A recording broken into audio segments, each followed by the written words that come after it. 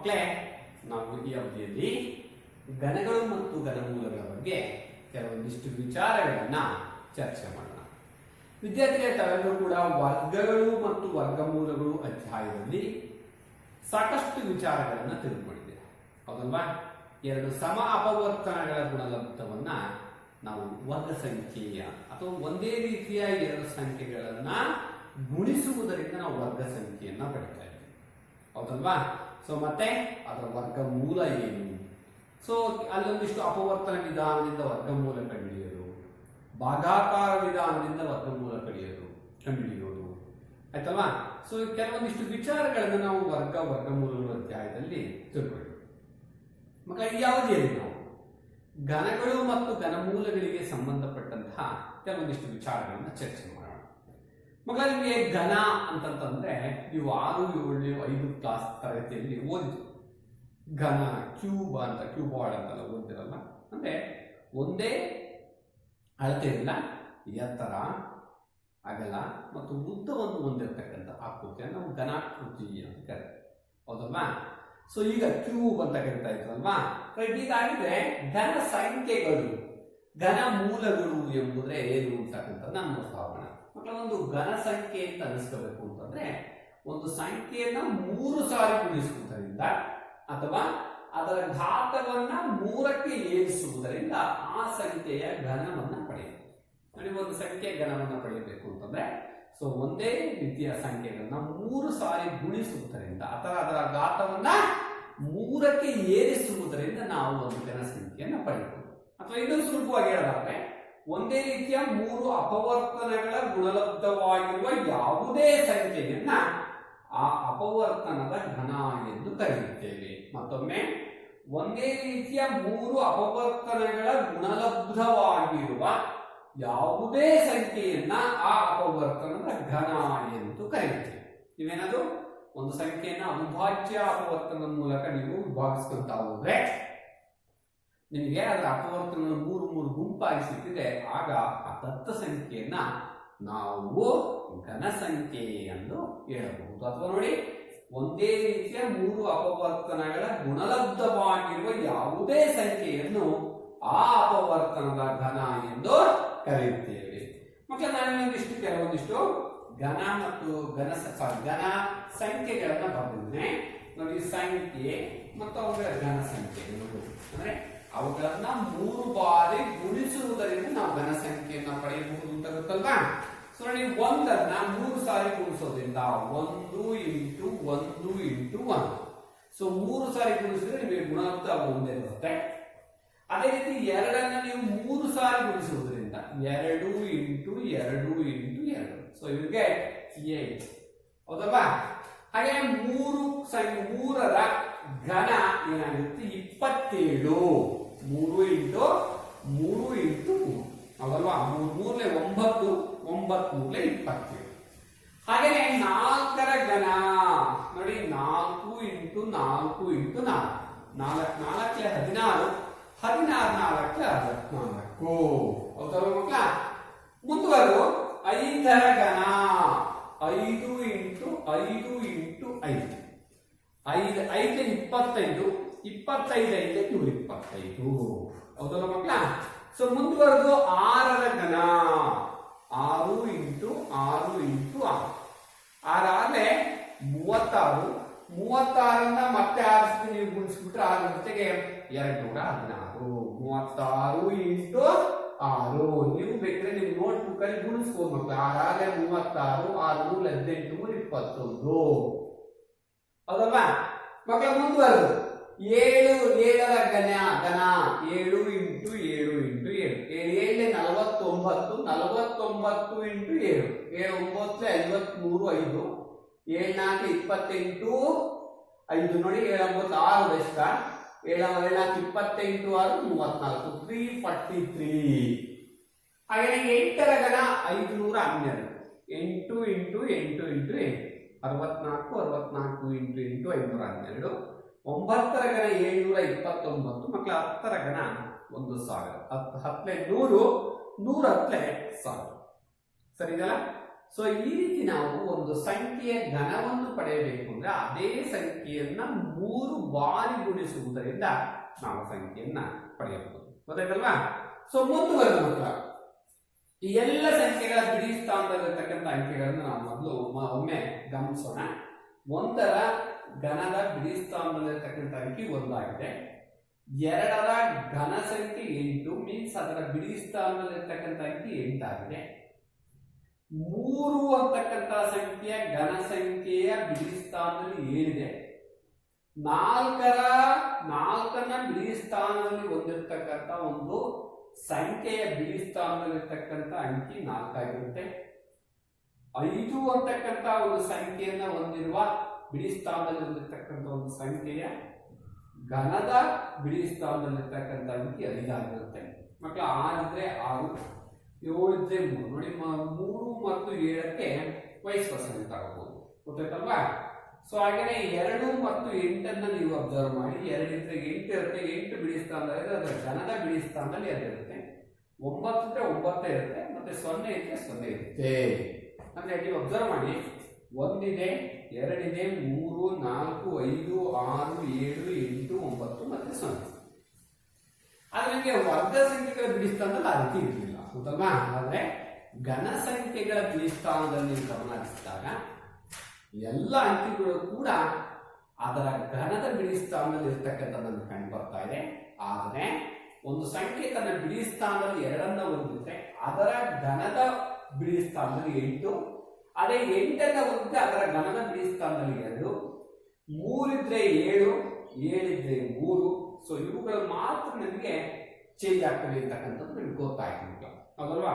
ಹಾಗಾಗಿ ನೀವು ಯಾವುದೇ ಒಂದು ಸಂಖ್ಯೆಯನ್ನು ಕೊಟ್ಟಾಗ ಅದರ ಬಿಡಿ ಸ್ಥಾನದಲ್ಲಿರ್ತಕ್ಕಂಥ ಅಂಕಿಯನ್ನ ನೀವು ಪರಿಗಣಿಸಿ ಅದು ತನ್ನ ಘನದ ಬಿಡಿ ಸ್ಥಾನದಲ್ಲಿ ಯಾವ ಒಂದು ಅಂಕಿಯನ್ನ ಒಳಗೊಂಡಿರುತ್ತೆ ಅಂತಕ್ಕಂಥದ್ದು ಕೂಡ ನಾವು ಊಹಿಸಬಹುದು, ಹೌದಲ್ವಾ? ನೋಡಿ, ಅದಕ್ಕೆ ಸಂಬಂಧಪಟ್ಟ ಹಾಗೆ ಇದೊಂದು ಲೆಕ್ಕ ಇದೆ ಮಕ್ಕಳ. ಬಿಡಿ ಸ್ಥಾನದಲ್ಲಿ 9 ಇದೆ. 149 ಅನ್ನೋ ಒಂದು ಸಂಖ್ಯೆ ತನ್ನ ಬಿಡಿ ಸ್ಥಾನದಲ್ಲಿ 9 ಅನ್ನು ಹೊಂದಿದೆ. ಹಾಗಾಗಿ ಈ ಕೋಷ್ಟಕವನ್ನು ನಾವು ಅಬ್ಸರ್ವ್ ಮಾಡಿದ್ರೆ ಖಂಡಿತವಾಗಿಯೂ ಕೂಡ ಇದರ ಘನದ ಬಿಡಿ ಸ್ಥಾನದಲ್ಲಿರ್ತಕ್ಕಂಥ ಅಂಕಿ 9 ಆಗಿರುತ್ತೆ, ಹೌದಲ್ವಾ? ರೈಟ್. 333 ಇದೆ. ನೋಡಿ, ಬಿಡಿ 4 ಅಂಕಿಯುಳ್ಳ ಒಂದು ಸಂಖ್ಯೆ, ಇದರ ಬಿಡಿ ಸ್ಥಾನದಲ್ಲಿ 1 ಇದೆ. ಸೊ 1 ಇದೆ ಅಂತಂದ್ರೆ ಅದರ ಘನದ ಬಿಡಿ ಸ್ಥಾನದಲ್ಲಿರ್ತಕ್ಕಂತಹ ಅಂಕಿ ಕೂಡ 1 ಆಗಿರುತ್ತದೆ, ಹೌದಲ್ಲ ಮಕ್ಕಳ? ಚೆನ್ನಾಗಿದೆ. ನೋಡಿ, ಬಿಡಿ ಸ್ಥಾನ 888 ಬಿಡಿ ಸ್ಥಾನದಲ್ಲಿ 8 ಇದೆ ಅಂತಂದ್ರೆ ಅದರ ಘನದ ಬಿಡಿ ಸ್ಥಾನದಲ್ಲಿರ್ತಕ್ಕಂಥ ಅಂಕಿ 2 ಆಗಿರುತ್ತೆ ಅಂತ ನಾವು ಹೇಳ್ಬಹುದು, ಹೌದಲ್ವಾ? ನೆಕ್ಸ್ಟ್ 477 ಇದೆ. ಬಿಡಿ ಸ್ಥಾನದಲ್ಲಿ ಎಷ್ಟಿದೆ? 7 ಇದೆ. 7 ಇದೆ ಅಂತಂದ್ರೆ ಅದರ ಘನದ ಬಿಡಿ ಸ್ಥಾನದಲ್ಲಿರ್ತಕ್ಕಂಥ ಅಂಕಿ 3 ಆಗಿರುತ್ತೆ ಅಂತ ನಾವು ಹೇಳ್ಬೋದು. ಸರ್, ನೀವು ಬರೀ 7 ನೋಡಿದ್ರಲ್ವಾ, 17 ನೀವು 3 ಸಲ ಗುಣಿಸಿರು ಬರುತ್ತಾ? ಖಂಡಿತವಾಗಿ ಬರುತ್ತೆ. ನನಗೆ ಗೊತ್ತು, ಬೇಕಿದ್ರೆ ನೋಡಿ, ನೀವು 17 2 ಸಾರಿ ಗುಣಿಸಿ ನೀವು 119, 11, 17 11 ಕೂಡಿದ್ರೆ 28, 289 ಅಲ್ವಾ? ಮತ್ತೆ 17 ಗುಣಿಸೋಣ. ನೋಡಿ, 17 9 153 ಅಲ್ವಾ?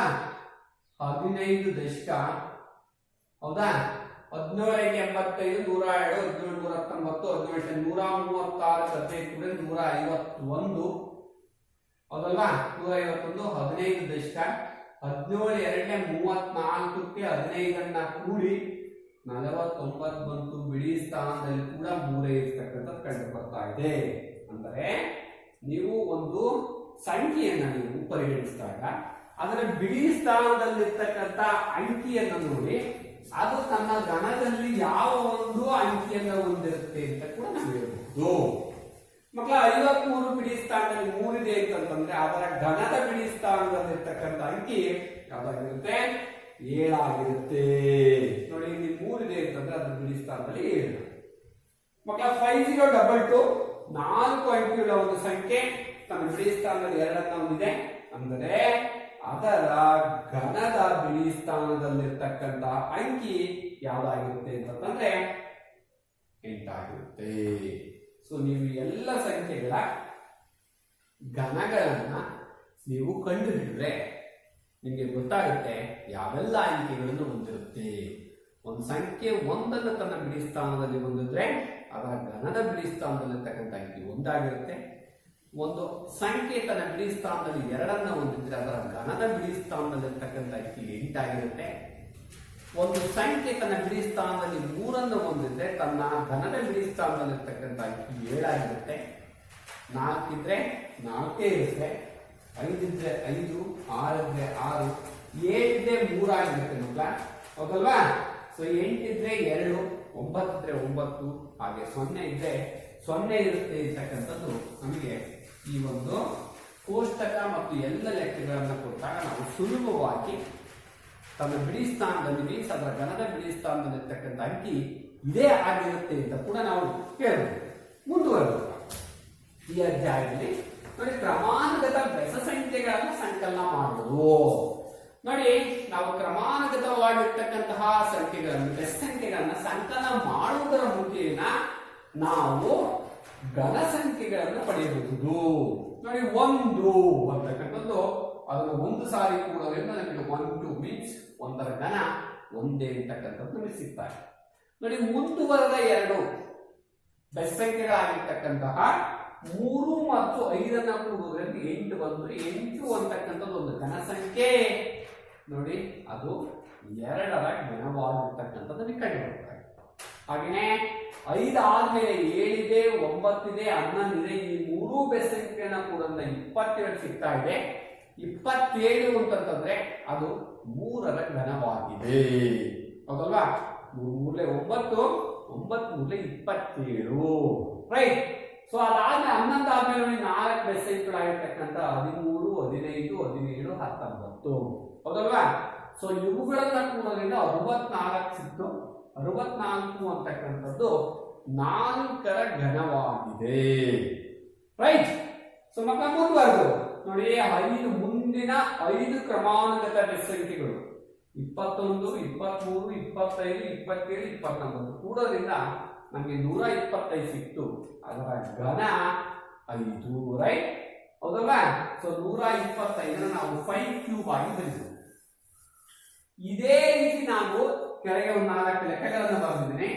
ಸೊ ಈಗ ನಾವು 6 ಕ್ಯೂಬ್ ಅನ್ನ ಬರೀಬೇಕು ಅಂತಂದ್ರೆ ನೋಡಿ ಇದರ ಮುಂದಿನ 6 ಬೆಸ ಸಂಖ್ಯೆಗಳನ್ನ ಕೂಡೋಣ. 29 ಆದ್ಮೇಲೆ 31 plus 33 plus 35 plus 37 plus 39 plus 41 ಕೂಡೋಣವಾ? 10, 17, 22, 25, 26, 2, 6, 9, 12, 15, 21 ಮಕ್ಕಳ 216. ನೋಡಿ ಇಲ್ಲಿ 6ರ ಘನ ಕೂಡ 216. ಚೆನ್ನಾಗಿದೆ ಅಲ್ವಾ? ಸೊ ಮೀನ್ಸ್ ನೀವು ಬೆಸ ಸಂಖ್ಯೆಗಳನ್ನ ಕ್ರಮಾನುಗತವಾಗಿರ್ತಕ್ಕಂತಹ ಬೆಸ ಸಂಖ್ಯೆಗಳನ್ನ ಕೂಡುವುದರ ಮುಖೇನ ಕೂಡ ಘನ ಸಂಖ್ಯೆಯನ್ನ ಪಡೆಯಬಹುದು. ಮಕ್ಕಳ 7 ಕ್ಯೂಬ್ ಮಾಡಿದ್ರೆ 8 ಮಾಡೋಣ. 7 ಕ್ಯೂಬ್ ಅಂತ ಅದರ ಮುಂದಿನ 7 ಬೆಸ ಸಂಖ್ಯೆಗಳನ್ನ ಕೂಡೋಣ. 41 ಆದ್ಮೇಲೆ 43 plus 45 plus 47 plus 49 plus 51 plus 53 ಎಷ್ಟಾಯ್ತು ನೋಡಿ? 2, 4, 6 ಪ್ಲಸ್ 55 ಕೂಡಲ್ವಾ? 5, 3, 8, 9, 18, 25, 30, 33ಕ್ಕೆ 3 ದಶಕ 3, 8, 5, 13, 18 ನ 22 ನ 26, 30, 34 343. So this is equal to what? 7 cube. 343 ನಾವು 7 ಕ್ಯೂಬ್ ಅಂತ ಬರೆಯಬಹುದು. ಚೆನ್ನಾಗಿದೆ ಅಲ್ವಾ? ಸೊ ಈ ರೀತಿ ನಾವು ಕ್ರಮಾನುಗತ ಬೆಸ ಸಂಖ್ಯೆಗಳನ್ನ ಕೂಡುವುದರಿಂದ ಘನ ಸಂಖ್ಯೆಗಳನ್ನು ಪಡೆಯಬಹುದು.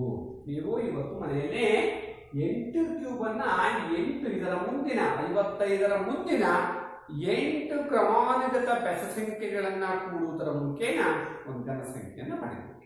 ಆಯ್ತಲ್ವಾ? ಸೊ ಮುಂದುವರೆದಾಗ ನಾವು ನೋಡಿ ಕೆಲವೊಂದಿಷ್ಟು ಸಂಖ್ಯೆಗಳ ವ್ಯತ್ಯಾಸವನ್ನ ಘನ ಸಂಖ್ಯೆಗಳ ವ್ಯತ್ಯಾಸವನ್ನ ಯಾವ ರೀತಿ ಎಕ್ಸ್ಪ್ರೆಸ್ ಮಾಡಬಹುದು ಅಂತಕ್ಕಂಥದಕ್ಕೆ ಈ ಒಂದಿಷ್ಟು ಲೆಕ್ಕಗಳನ್ನ ನೋಡಿ. 2 ಕ್ಯೂಬ್ ಮೈನಸ್ 1 ಕ್ಯೂಬ್. ಮಕ್ಕಳೇ 2 ಕ್ಯೂಬ್ ಅಂತಂದ್ರೆ ನಿಮಗೆ ಗೊತ್ತು 8, 1 ಕ್ಯೂಬ್ ಅಂದ್ರೆ 1, 8ರಲ್ಲಿ 1 ಅಂದ್ರೆ 7. ಸೊ ಅದನ್ನು ಯಾವ ರೀತಿ ಬರೀಬಹುದು? ಕ್ರಮಾನುಗತ ಬೆಸ ಸಂಖ್ಯೆಗಳ ಕ್ರಮಾನುಗತ ಘನ ಸಂಖ್ಯೆಗಳ ವ್ಯತ್ಯಾಸ ಯಾವ ರೀತಿ ಬರೀಬಹುದು ಅಂತಂದ್ರೆ ನೋಡಿ, 2 ಕ್ಯೂಬ್ ಮೈನಸ್ 1 ಕ್ಯೂಬ್ ಅಂದ್ರೆ 1 ಕಾಮನ್ ತಗೊಂಡು 1 ಪ್ಲಸ್ 2 ಇಂಟು 1 ಇಂಟು 3 ನೋಡಿ, 3 1 3, 3 2 6, 6 1 ಕೂಡ ತೆಗೆದುಕೊಂಡು. ಹಾಗೆ 3 ಕ್ಯೂಬ್ ಮೈನಸ್ 2 ಕ್ಯೂಬ್ ಅನ್ನ ಮಕ್ಕಳ ಅದು ಕೂಡ ಅಷ್ಟೇ ನೋಡಿ, 1 ಪ್ಲಸ್ 3 ಇಂಟು 2 ಇಂಟು 3 ನೋಡಿ, 3 2 6, 6 3 18, 18 ಬಂದು ಕೂಡಿದ್ರೆ ನಿಮಗೆ 19 ನೋಡಿ. 3 ಕ್ಯೂಬ್ ಅಂತಂದ್ರೆ 27, 2 ಕ್ಯೂಬ್ ಅಂದ್ರೆ 8, ನಿಮ್ಗೆ 19 ಸಿಗ್ತಾ ಇದೆ.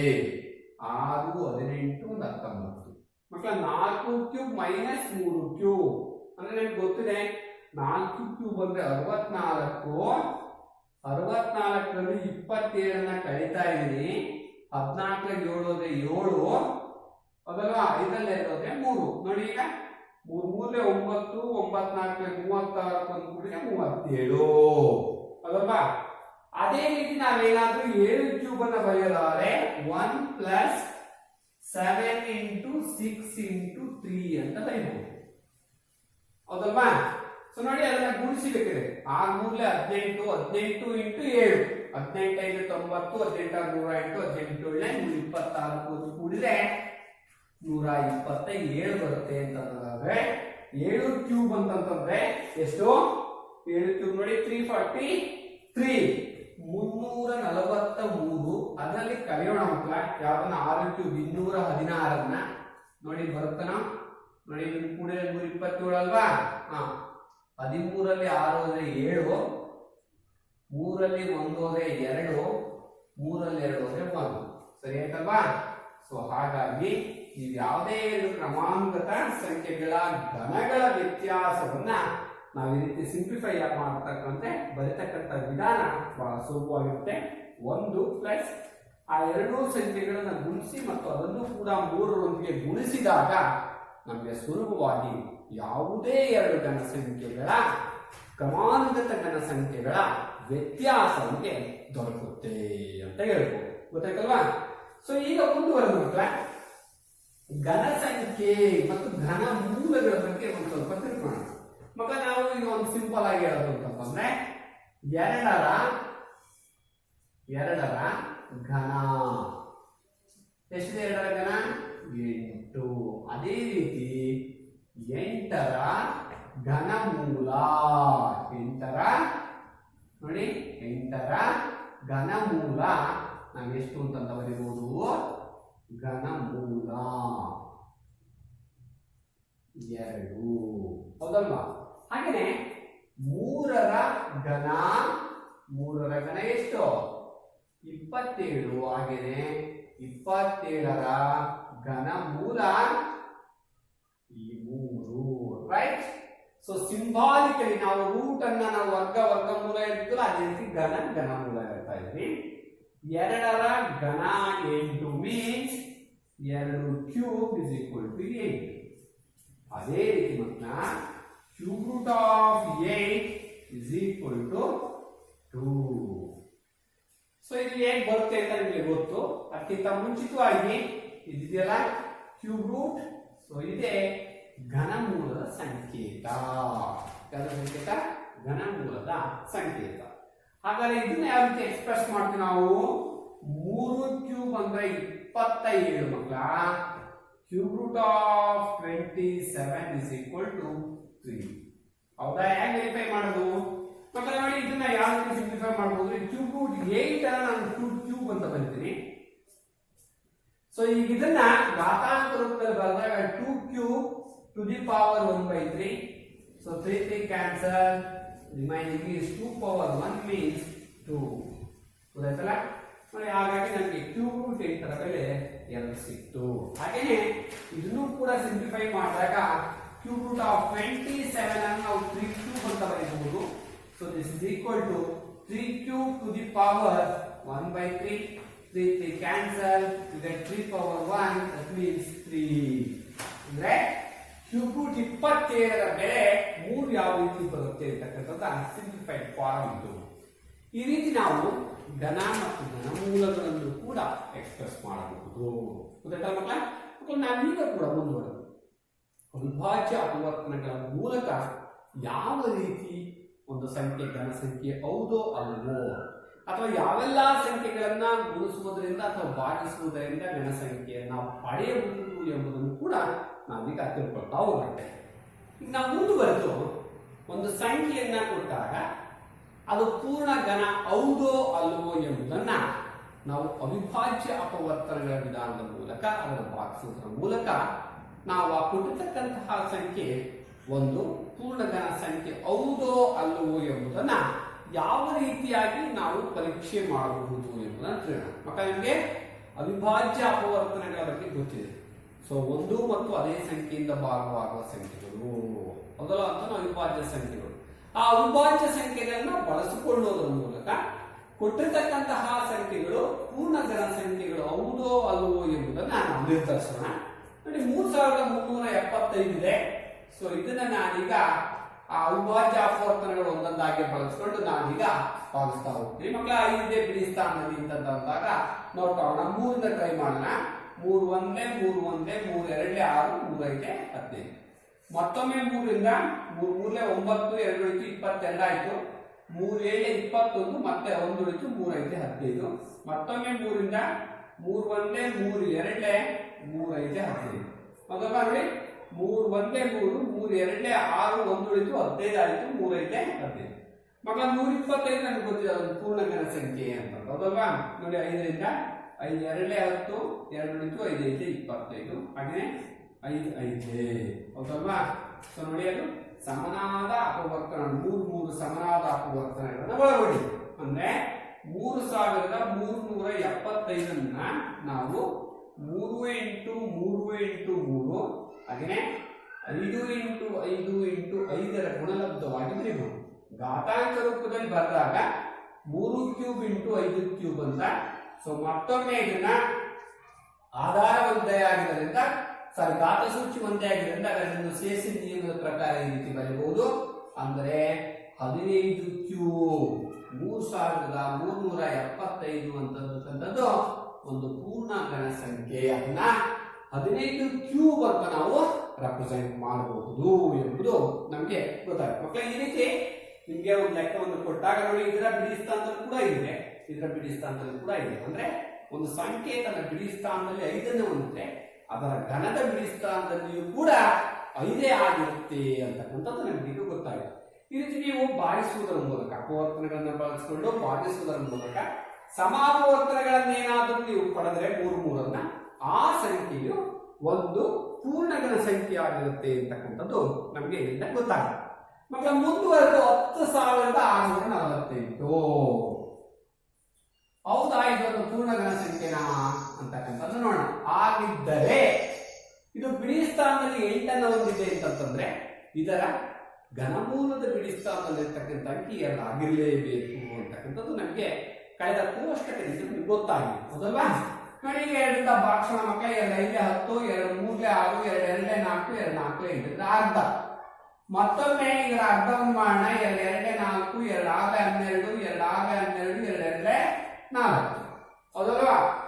ಮುಂದುವರೆದು ಮತ್ತೊಮ್ಮೆ 2ರಿಂದ 2 1 3 3 1 ಹೌದಲ್ವಾ? 1331 ನಮಗೆ ಗೊತ್ತು. 11ರ ಘನ ನೋಡಿ, 11 1 11 1 2 ಉಳಿತು 23 ಆಯ್ತು. 11 2 22 1 ಉಳಿತು 11 ಆಯ್ತು. 11 1 11 ಮತ್ತೊಮ್ಮೆ 11 11 ರೈಟ್. ಸೊ ಈಗ ನೋಡಿ ನಾವು ಬರೀಬಹುದು 10,648 ಇಸ್ ಈಕ್ವಲ್ ಟು 2 × 2 × 2 ಇಂಟು 11 × 11 × 11 ಹೌದಾ ಮಕ್ಕಳ? ಸೊ 3 ಒಂದು ಗುಂಪು ಮಾಡಿದಾಗ this is equal to 2³ × 11³. So this is written as 2 × 11 whole cube. 11 2 22³ ಅಂತ ಬಿಡಿ ಸ್ಥಾನದಲ್ಲಿ ಇದೆ. ಹಾಗಾಗಿ 10,648 ನಾವು 22 ಕ್ಯೂಬ್ ಅಂತ ಬರೀಬಹುದು. ಅಥವಾ ಎರಡೂ ಕಡೆ ಕ್ಯೂಬ್ ರೂಟ್ಸ್ ಅನ್ನು ಹಾಕಿದ್ರೆ cube root of 10,648 is equal to 22 ಅಂತ ಕೂಡ ನೀವು ಬರೀಬಹುದು. ಅಂದ್ರೆ ಘನಮೂಲ 10,648ರ ಘನಮೂಲ 22 ಅಥವಾ 22ರ ಘನ 10,648. ಈ ರೀತಿ ನಾವು ಈ ಒಂದು ವಿಧಾನದ ಮೂಲಕ ಅವಿಭಾಜ್ಯ ಅಪವರ್ತನ ವಿಧಾನದ ಮೂಲಕ ನಾವು ಘನವನ್ನ ಅಥವಾ ಅದರ ಘನಮೂಲವನ್ನ ಕಂಡುಹಿಡಿಯಬಹುದು. ಹೌದಲ್ವಾ? ರೈಟ್. 8,000 ಅಂತ ಇದೆ ನೋಡಿ. ಈ ಒಂದು ಸಂಖ್ಯೆ 3 ಸೊನ್ನೆಗಳನ್ನು ಒಳಗೊಂಡಿದೆ. ಹೌದಲ್ವಾ? ಸೊ ಒಳಗೊಂಡಿದೆ ಅಂತಂದ್ರೆ ನಾವು ಗೆಸ್ ಮಾಡಬಹುದು, ಇರಬಹುದು, ಪೂರ್ಣಘನ ಸಂಖ್ಯೆ ಇರಬಹುದು. ಬಿಡಿ ಸ್ಥಾನದಲ್ಲಿ 0 ಇದೆ ಅಂತಂದ್ರೆ ಅದರ ಘನಮೂಲದ ಬಿಡಿ ಸ್ಥಾನದಲ್ಲಿಯೂ ಕೂಡ 0 ಅಂತ ಇರುತ್ತೆ. ಸೊ ಈಗ ನಾವು 8,000 ನಾವು ಭಾಗಿಸ್ತಾ ಹೋಗೋಣ ಮಕ್ಕಳ. 2ರಿಂದ ಭಾಗಿಸೋಣ ಸಮ ಸಂಖ್ಯೆ ಅಲ್ವಾ? ಹೌದಲ್ವಾ? 2 4,000. ಹಾಗೇನೆ 2 10,000. ಹೌದಲ್ವಾ? ಸೊ 2ರಿಂದ ಭಾಗಿಸಿದಾಗ 4 ಮತ್ತೆ 3 ಸೊನ್ನೆಗಳನ್ನ ಹಾಗೆ ಇಟ್ಕೊಳ್ಳಿ. ಹಾಗೆ 2ರಿಂದ 2 ಮತ್ತೆ 3 ಸೊನ್ನೆಗಳನ್ನ. ರೈಟ್. ಸೊ 2ರಿಂದ 1,000. ಸೊ ಮಕ್ಕಳಿಗೆ ನಾವು 10ರಿಂದ ಭಾಗಿಸೋಣ. 10 ಒಂದೇ 10 ಆಮೇಲೆ 2 ಸೊನ್ನೆಗಳು, ಮತ್ತೊಮ್ಮೆ 10 ನಮಗೆ ಸಿಕ್ತು. ಹೌದಲ್ವಾ? ಸೊ 8,000 ಆದರೆ ಯಾವ ರೀತಿ ಬರೀಬಹುದು ಅಂತಂದ್ರೆ 2 into 2 into 2 into sorry this is 10 10 into 10 into 10. ಹೌದಲ್ಲ ಮಕ್ಕಳ? ಗುಂಪು ಮಾಡಿದಾಗ ಇದನ್ನ 2 ಕ್ಯೂಬ್ ಇಂಟು 10 ಕ್ಯೂಬ್ ಅಂತ ಬರೀಬಹುದು. ಸೊ ಇದನ್ನ ಮತ್ತೊಮ್ಮೆ ನಾವು 2 into 10 4 cube. So this is written as 20 cube. ನೀವು 20 3 ಸರಿ ಗುಣಿಸಿ 20 20 400 400 ಇಂಟು 20 ನೋಡಿ. 2 4 8 ಮತ್ತೆ 3 ಸೊನ್ನೆಗಳನ್ನು ಬರೆಯೋದು ಮೂಲಕ 8,000 ಬರೀಬಹುದು. So this is equal to 8,000. ಅಥವಾ ನೀವು ಕ್ಯೂಬ್ ರೂಟ್ ಹಾಕಿದ್ರೆ cube root of 8,000 is equal to 20. ಗೊತ್ತಾ? ಸೊ ನೀವೀಗೆ ಯಾವುದೇ ಒಂದು ಘನ ಸಂಖ್ಯೆಯ ಪೂರ್ಣಘನ ಸಂಖ್ಯೆಯ ಘನಮೂಲವನ್ನ ಕಂಡುಹಿಡಿಯಬಹುದು. ಅಥವಾ ಒಂದು ಸಂಖ್ಯೆ ಘನವನ್ನ ಅದನ್ನು ಗುಣಿಸುವುದರ ಮೂಲಕ ಅದರ ಘನ ಎಷ್ಟು ಅಂತ ಕೂಡ ಕಂಡುಹಿಡಿಯಬಹುದು ಮಕ್ಕಳ. ಸೊ ಈ ರೀತಿ ಅಭ್ಯಾಸದಲ್ಲಿ ಸಾಕಷ್ಟು ಲೆಕ್ಕಗಳಿವೆ. ತಾವೆಲ್ಲರೂ ಕೂಡ ಅದನ್ನು ಬಿಡಿಸ್ಕೊಂಡು ಬರ್ತೀರಾ ಅಂತ ನಾನು ಭಾವಿಸ್ತಾ ಮುಂದುವರೆದು ನೋಡಿ. 392 ಒಂದು ಪೂರ್ಣಘನವೇ? ಕ್ವಶನ್ ಕೇಳಿದೆ. ಹಾಗಿಲ್ಲದಿದ್ದರೆ ಕನಿಷ್ಠ ಯಾವ ಸ್ವಾಭಾವಿಕ ಸಂಖ್ಯೆಯಿಂದ ಗುಣಿಸಿದರೆ ಅದು ಪೂರ್ಣಘನವಾಗುತ್ತದೆ ಅಂತಕ್ಕಂಥ ಒಂದು ಪ್ರಶ್ನೆ. ನಾವು ಮೊದಲು ವೆರಿಫೈ ಮಾಡಬೇಕು 392 ಅಂತಕ್ಕಂಥದ್ದು ಯಾವುದಾದ್ರೂ 3 ಸಮ ಅಪವರ್ತನಗಳನ್ನು ಹೊಂದಿದೆಯಾ ಅಥವಾ ಇಲ್ವಾ ಅಂತಕ್ಕಂಥದ್ದನ್ನ ನಾವು ನೋಡಬೇಕು. ತದನಂತರ ಅದರ ಯಾವ ಸಂಖ್ಯೆಯಿಂದ ಯಾವ ಕನಿಷ್ಠ ಸಂಖ್ಯೆಯಿಂದ ಗುಣಿಸಿದ್ರೆ ಪೂರ್ಣಘನ ಆಗುತ್ತೆ ಇಲ್ಲ ಅಂತಕ್ಕಂಥದ್ದು ನೋಡೋಣ. ಮತ್ತೆ ನಮಗೆ ಗೊತ್ತಿದೆ 392 ನಾವು ಇದು ಮೊದಲ ಬಾರಿಗೆ ಅವಿಭಾಜ್ಯ ಅಪವರ್ತನದ ಮೂಲಕ ಭಾಗಿಸ್ತಾ ಹೋಗೋಣ. ನೋಡಿ 3ರಿಂದ ಭಾಗಿಸಿದ್ರೆ 3 ಒಂದೇ ಆಗುತ್ತೆ. ಹೌದಲ್ವಾ? ಸೊ 2 ನೋಡೋಣ. 2 ಒಂದೇ 1 ಉಳಿತು 19 ಆಯ್ತು. 2 9 18 1 2 6 12. ಮತ್ತೊಮ್ಮೆ 2 8 16 ಸಾರಿ 2 9 18 1 ಉಳಿತು 2 8 16. ಸೊ 2ರಿಂದ ಮತ್ತೊಮ್ಮೆ 2 4 8 1 ಉಳಿತು 2 9 18. ಸೊ ಮುಂದುವರೆದು 7 7 49. ಅಂದ್ರೆ 392 ನಾವು ಈ ರೀತಿ ಬರೀಬಹುದಲ್ವಾ? 2 ಇಂಟು 2 ಇಂಟು 2 ಹಾಗೆಯೇ 7 ಇಂಟು 7 ಅಂತ ಬರೀಬಹುದು. ನೋಡಿ ಮಕ್ಕಳ, ಇದು 3 ಸಮಾಪವರ್ತನಗಳಾದ 2 ಹೊಂದಿದೆ. ಆದರೆ ಇದು 2 ಮಾತ್ರ ಇಲ್ಲಿದೆ. ಅಂದರೆ ನಾವೆರಡೂ ಕಡೆ 7 ಗುಣಿಸುವುದರಿಂದ ಸೊ ನಾವು ಈ ಕಡೆ ಒಂದು ಸಂಖ್ಯೆಯನ್ನ ಪಡಿತೀವಿ ಮತ್ತು ಇಲ್ಲೂ ಕೂಡ ಒಂದು ಸಮಾಪವರ್ತನವನ್ನ ಪಡಿತೀವಿ. ಅಂದರೆ 7 2ರಲ್ಲಿ ಅದನ್ನ 3 ಮಾಡಬೇಕು. 3 ಸಮಾಪವರ್ತನಗಳನ್ನ ಮಾಡಬೇಕು ಅಂತಂದಾಗ ಅದಕ್ಕೆ 7 ಗುಣಿಸಬೇಕು. ಗುಣಿಸಿದಾಗ 392 ಕೂಡ 7 ಗುಣಿಸಿದಾಗ ಅದು ಒಂದು ಪೂರ್ಣಘನ ಸಂಖ್ಯೆ ಆಗುತ್ತದೆ. That means this is written as 392 into 7 is equal to 2 into 2 into 2 into 7 into 7 into 7. So ನೋಡಿ, ಆಗ 7 2 14 7 9 63 1 64 6 7 21 27 ಆಯ್ತು. ಸರಿ ಆಯ್ತಲ್ವಾ? 14 ದಶಕ 1 9 63 64 6 7 3 15 21 27. Right? Is written as 2 cube into 7 cube. Right? So this whole term is written as 2 into 7 whole cube is equal to 14 cube. ಎಷ್ಟಾಯ್ತು? 14 cube ಅಥವಾ cube root of 2744 is equal to 14 ಅಂತ ಬರಬೇಕು. ಹೌದಲ್ವಾ? ಸೊ ಈ ರೀತಿ ನೀವು ಯಾವುದೇ ಒಂದು ಸಂಖ್ಯೆಯನ್ನ ಕೊಟ್ಟಾಗ ಆ ಸಂಖ್ಯೆ ಪೂರ್ಣಘನ ಸಂಖ್ಯೆ ಹೌದಾ ಅಥವಾ ಇಲ್ಲ ಅನ್ನೋದನ್ನ ನೀವು ನಿರ್ಧರಿಸಿ, ಅಲ್ಲವಾಗಿದ್ದರೆ ಎಷ್ಟು ಕಡಿಮೆ ಅಪವರ್ತನಗಳನ್ನ 3ಕ್ಕಿಂತ ಕಡಿಮೆ ಅಪವರ್ತನಗಳನ್ನ ಹೊಂದಿದೆ ಅಂತ ನೋಡಿ ಆ ನಂತರ ಅದಕ್ಕೆ ಗುಣಿಸಬೇಕಾದ ಕನಿಷ್ಠ ಸ್ವಾಭಾವಿಕ ಸಂಖ್ಯೆನ ನೀವು ಬರೀಬಹುದು. ಮತ್ತೊಂದು ನೋಡಿ, ನಾವು 72 ನ ಫಸ್ಟ್ ಫೈಂಡ್ ಔಟ್ ಮಾಡೋಣ. ನೀವು ಇನ್ನು ಉಳಿದ ಲೆಕ್ಕ ಮಾಡೋಣ. ನೋಡಿ 72 ನಾನು ನೀವು ಭಾಗಿಸ್ತಾ ಇದ್ದೀನಿ. ಭಾಗಿಸಿದ್ರೆ 2 3 6 ಹೌದಲ್ವಾ? ಮತ್ತೊಂದ್ಸತಿ 2 18 2 9 ನೋಡಿ, ಈಗ 3 ಇಂಟು 3 ನೋಡಿ, ಇಲ್ಲಿ 3 2 ಹೊಂದಿದೆ, ಆದ್ರೆ 2 ಬರೀ 3ಗಳನ್ನ ಹೊಂದಿದೆ. ಅಂದ್ರೆ 72 is equal to 2 into 2 into 2 into 3 into 3 ಅಲ್ವಾ? ನೋಡಿ, ಇನ್ನೊಂದು 3ಅನ್ನ ಗುಣಿಸಿಬಿಟ್ಟರೆ ಕನಿಷ್ಠ ಸ್ವಾಭಾವಿಕ ಸಂಖ್ಯೆ 3ಅನ್ನ ಗುಣಿಸಿದ್ರೆ 72 ಕೂಡ ಒಂದು ಪೂರ್ಣಘನ ಸಂಖ್ಯೆ ಆಗುತ್ತೆ. ಅಂದ್ರೆ 72 into 3 is equal to 2 cube into 3 cube ಅಂತ ಬರೀಬೋದಲ್ವಾ? ಈಗ ನೋಡಿ, 3 2 6 3 7 20 ನೋಡಿ, 219 ನಮಗೆ ಗೊತ್ತು. ಯಾವ್ದ್ರದ್ದು ವರ್ಗನ ಅದು? 2 into 3 whole cube means 6 cube, 6ರ ಘನವಾಗುತ್ತದೆ. ಈ ರೀತಿ ಯಾವುದೇ ಒಂದು ಸಂಖ್ಯೆಯನ್ನು ಕೊಟ್ಟಾಗ ಅದಕ್ಕೆ ಗುಣಿಸಬೇಕಾದ ಕನಿಷ್ಠ ಸ್ವಾಭಾವಿಕ ಸಂಖ್ಯೆಯನ್ನ ನಾವು ಸುಲಭವಾಗಿ ಕಂಡುಹಿಡಿಯಬಹುದು. ಇನ್ನು ಒಂದು ನೋಡಿದ್ರೆ ನೀವು 243 ಇದೆ ನೋಡಿ, 243ಗೆ ನೀವು ಏನ್ ಮಾಡ್ತೀರಾ? 3 8 24 3 1 3 ನೋಡಿ, ಈಗ 3 27 3 9 3 3 ನೋಡಿ, 3 3ಗಳಿದಾವೆ, ಆದ್ರೆ 2 3ಗಳಿದಾವೆ. ಅಂದ್ರೆ ಅದ್ರ ಜೊತೆ ಇನ್ನೊಂದು 3ಅನ್ನ ನೀವು ಗುಣಿಸಬೇಕು. 243 into 3 is written as 3 cube into 3 cube. Right? 9 12 3 2 6 1 7 3 into 3 whole cube, that is equal to 9 cube, ಅಥವಾ cube root of 729 is 9.